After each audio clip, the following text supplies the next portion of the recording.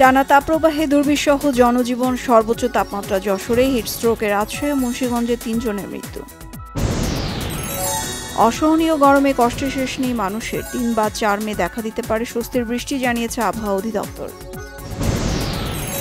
প্রচণ্ড গরমে শরীরে লবণ পানির ঘাটতি পূরণে যথেচ্ছ স্যালাইন খাচ্ছেন অনেকে, এতে হিতে বিপরীত হতে পারে আশঙ্কা চিকিৎসকদের। দেশব্যাপী চলমান তীব্র তাপদাহের মধ্যে সিলেটে মুষলধারে বৃষ্টি, জনজীবনে স্বস্তি। শিক্ষা প্রতিষ্ঠানগুলো খোলা রাখার ব্যাপারে অনড় অবস্থান তুলে ধরে শিক্ষামন্ত্রী জানিয়েছেন, প্রয়োজনে শুক্রবার স্কুল কলেজ খোলা থাকবে। অপরিকল্পিত নগরায়ন, জলাশয় ভরাট, গাছপালা কাটা সহ পরিবেশ দূষণের কারণে তাপমাত্রা বাড়ছে, জানিয়েছে বাংলাদেশ পরিবেশ আন্দোলন। তীব্র তাপদাহে বিপর্যস্ত দক্ষিণ ও দক্ষিণ পূর্ব এশিয়ার বিভিন্ন দেশ, তাপমাত্রা ৪৮ ডিগ্রি সেলসিয়াসের উপরে চলে যাওয়ার রেকর্ড মিয়ানমারে। গণতন্ত্র, আইনের শাসন এবং মানবাধিকার না এলে ডিজিটাল সিকিউরিটি আইন ক্ষমতাসীনদের পছন্দের অস্ত্র হিসেবে ব্যবহৃত হবে, শঙ্কা বিশিষ্টজনদের। আওয়ামী লীগ সভাপতি প্রধানমন্ত্রী শেখ হাসিনার সভাপতিত্বে গণভবনে দলের কেন্দ্রীয় কার্যনির্বাহী কমিটির বৈঠক, উপজেলা নির্বাচন সহ বিভিন্ন বিষয়ে আলোচনা। রাজনৈতিক কর্মসূচি গ্রহণ ও বাস্তবায়নের ক্ষেত্রে জনস্বার্থকে অগ্রাধিকার দেওয়ার আহ্বান জানিয়েছেন রাষ্ট্রপতি মোহাম্মদ শাহাবুদ্দিন। বিএনপির সিনিয়র যুগ্ম মহাসচিব অ্যাডভোকেট রুহুল কবির রিজভী বলেছেন, দ্রব্যমূল্যের চাপে দুর্বিষহ জীবনযাপন করছেন শ্রমিকরা।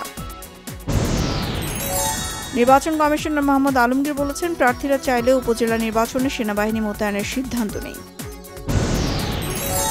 বাজেট অধিবেশনে সংশোধিত শ্রম আইন পাশ হবে, প্রত্যাশা শ্রম ও কর্মসংস্থান প্রতিমন্ত্রী মোহাম্মদ নজরুল ইসলামের। শ্রম আইন লঙ্ঘনকারী মালিকদের জরিমানা ৫ গুণ বাড়িয়ে সংশোধন হচ্ছে শ্রম আইন, জানিয়েছেন আইনমন্ত্রী আনিসুল হক।